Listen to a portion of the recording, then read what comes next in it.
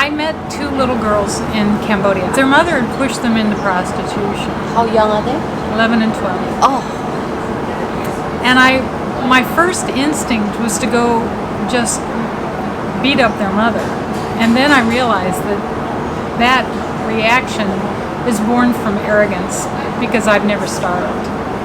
I've never starved. I don't know what it is to have to make those hard decisions.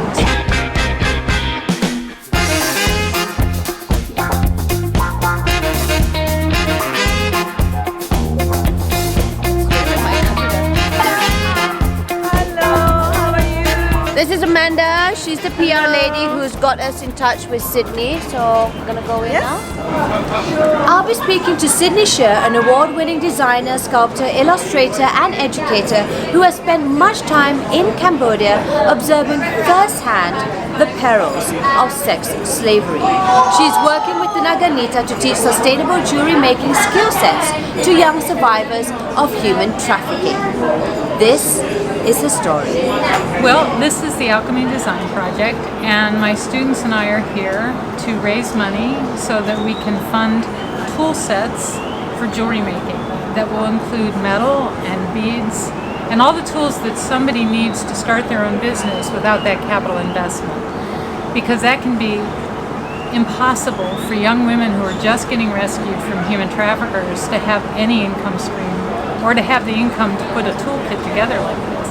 So each kit costs about 500 ringgit. They can make rings, pendants, earrings, bracelets, and be able to sell them. So I befriended the little girls, and we'd go to lunch and have a translator and buy blue jeans and hang out with them, and they would tell me their stories, and I really liked these girls. But meeting them, truly, they were the touchstone for developing this idea for the Alchemy Project. Those girls were always in my head, and I started realizing that human capital is a sustainable commodity. It doesn't have to be something that's discarded. Their lives have been discarded, and we can change that. But you have to change it with vocational training so that they can fall back on something else. And I called it the Alchemy Project because it's the old science of turning lead into gold, and that's something of little value into great value. And when you hand somebody the ability to reinvent a future, that's turning lead into gold. The first time we went to Cambodia, we had 3 guys in the team, and the girls didn't want to work with the guys, and I get it. You know, they have had no kind relationship. They've been beat, they've been raped, they've been dragged around. I mean, their life with men is not a pretty picture. So they were not wanting to work with our male students.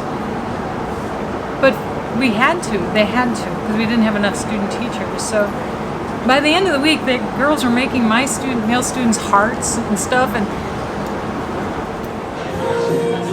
all right, so tell us what's happening today from 12 to 6. So today from 12 to 6, we are, well, it's kicking off now actually, so people can come down and they can purchase food, and we've got great specials, so you can buy a glass of wine for 10 ringgit. We have a few signature sauces that they've been slaving away the past few nights when they were done with work and bottling it up. Wow. And so it's for sale for take home, so like those proceeds as well, we'll be donating some of the wine proceeds, and just overall the day, like, I mean, we don't plan on making any money. We've probably lost a little money, but that's okay, because we want to support for a good cause, and we find that this is such a great cause.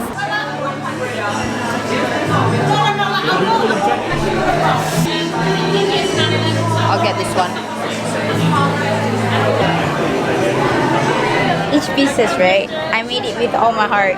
Every piece have its own story. So if I get to sell and then I get to like donate some of it, it'll be like yes, because it's because I love these girls. Because even doing research about them, it makes me cry.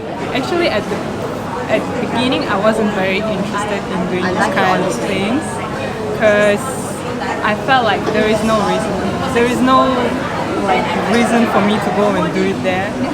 But then when I actually came and I experienced it, I thought like, okay, I actually gave something to the world. If you don't know their kidnapped before. You don't know their past. You would think they are just normal because they are very positive, very friendly. Yes. You wouldn't think that they went through such hell.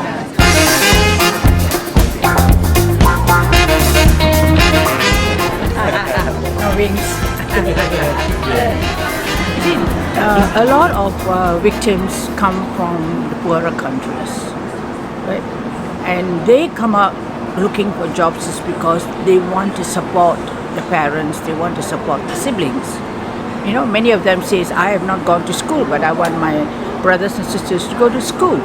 So they know that Malaysia is a destination country that you can get jobs here. So they are lured to say that there are good jobs here, only to realize that when they come here, they are then sold.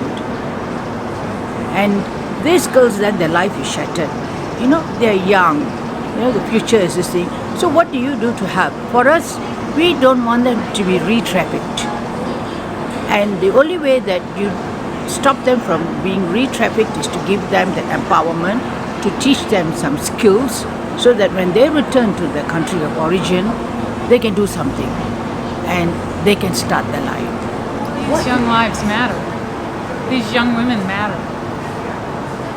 And to me, they are the embodiment of hope for a better future. And these men that do this, they need to just go away forever. They need to go to prison forever. You don't get a second chance to hurt a child. I totally agree, and I think awareness is often one thing that's overlooked, especially in Malaysia. Like, we did a blog article about it, the human trafficking itself, like Malaysia's a tier 2 level, which is bad. Really? And just all over Asia, it's such a problem. And you don't think about that stuff and that it happens today. So bringing more awareness too, just about that this is still happening today. We've actually got some little marketing things for people when they come to take pictures, when they've donated, that's like slavery still happens today.